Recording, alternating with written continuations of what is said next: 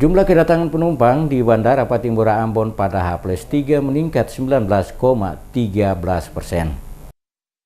Jumlah kedatangan penumpang di Bandara Patimura Ambon pada H+3 Lebaran 2018 sebanyak 3.154 orang atau meningkat 19,13% dibanding periode yang sama tahun 2017. Sedangkan untuk keberangkatan melalui bandara internasional ini sebanyak 2.342 penumpang. Kepala Seksi Keamanan Bandara Patimura PT Angkasa Pura Cabang Ambon Ali Sunudi mengatakan arus balik di terminal keberangkatan maupun kedatangan penumpang Bandara Patimura mengalami peningkatan mengingat cuti bersama Lebaran akan berakhir Rabu 20 Juni. Menurut dia, arus balik di Bandara Patimura diprediksi akan mengalami peningkatan pada H+4 hingga H+7, baik itu kedatangan maupun keberangkatan dari Ambon menuju sejumlah kota di Indonesia. Kenaikan penumpang cukup banyak di H+3, Pak. Di H+3 kami tadi mencatat kemarin untuk penumpang sudah sampai di 3.154 yang sudah datang. Kemudian keberangkatan ada 2.342, naik dari 19% dari tahun lalu.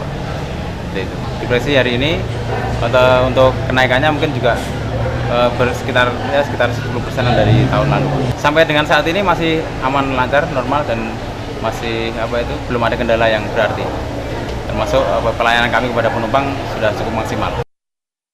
Data Posko Terpadu Monitoring Angkutan Lebaran 2018, jumlah penumpang pada H+3 Lebaran, akumulasi total penerbangan di tahun 2018 sebanyak 54 penerbangan, meningkat 3,85% dibanding tahun 2017 sebanyak 52 penerbangan. Total penumpang juga mengalami peningkatan 19,13% atau sebanyak 3.782 penumpang pada tahun 2018 dibanding tahun 2017 sebanyak 30.330 penumpang. Total penumpang juga mengalami peningkatan 19,13% atau sebanyak 3.782 penumpang pada tahun 2018 dibanding tahun 2017 sebanyak 3.330 penumpang. Sementara akumulasi bagasi juga mengalami peningkatan yakni 19,46% di tahun 2018 sebesar 35.999 kg, sementara tahun 2017 sebesar 30.135 kg.